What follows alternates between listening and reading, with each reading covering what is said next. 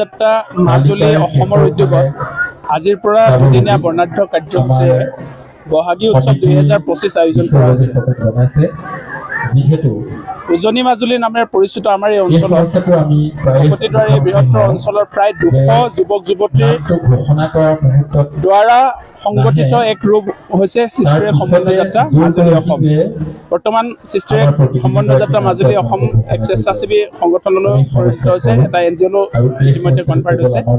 আজি আমাৰ দুদিনীয়া বৰ্ণাঢ্য কাৰ্যসূচীত আপোনালোকে দেখিলে যে আমি ইয়াতে আজি প্ৰায় 15 দিনৰ আগতে বিহু আখৰা 7 দিনীয়া বিহু আখৰা আয়োজন কৰিছিলোঁ। এই 7 দিনীয়া বিহু আখৰাত আমাৰ বিহুৱতীসকলক পৰম্পৰাগত যাতে ভাৱে যি আমাৰ বিহু শৈলী আছে তাক যাতে আমি শিক্ষা দিব পাৰোঁ তাৰ আমি এক ক্ষুদ্ৰ প্ৰয়াস কৰিছিলোঁ। আৰু সেই মৰ্মে আজি আপোনালোকে দেখিছে যে প্ৰায় 500 বিহুৱতীৰ দ্বাৰা শুভোদ্বোধন হৈছে আজি আমাৰ এই বিহুস্থলী।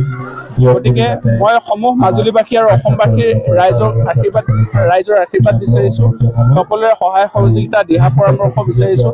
আমাৰ যাতে এই অনুষ্ঠান সাফল্যমণ্ডিত হয় তাৰ বাবে সকলোৱে গঠনমূলক পৰামৰ্শ আমাৰ যাতে ইয়াতে সহযোগিতা আগবঢ়ায়।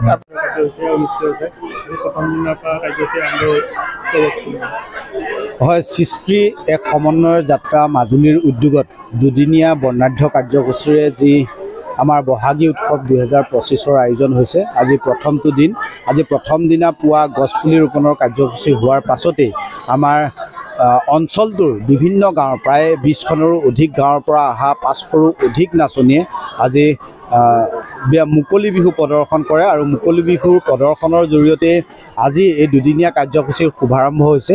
ইয়াৰ পাছতে আমাৰ সৰু বিহুৱতী প্ৰতিযোগিতা আৰম্ভ হ'ব, বৰ বিহুৱতী প্ৰতিযোগিতা আৰম্ভ হ'ব আৰু কালিলৈ দিনটোত জেং বিহু প্ৰতিযোগিতা আৰম্ভ হ'ব। আৰু তাৰ সমান্তৰালকৈ কালিলৈ যিহেতু শেষৰটো দিন, নিশাৰ ভাগত ৰাজ্যখনৰ জনপ্ৰিয় কণ্ঠশিল্পী নিতুল দাধৰাৰ জৰিয়তে সংগীতানুষ্ঠানৰ আয়োজন হৈছে।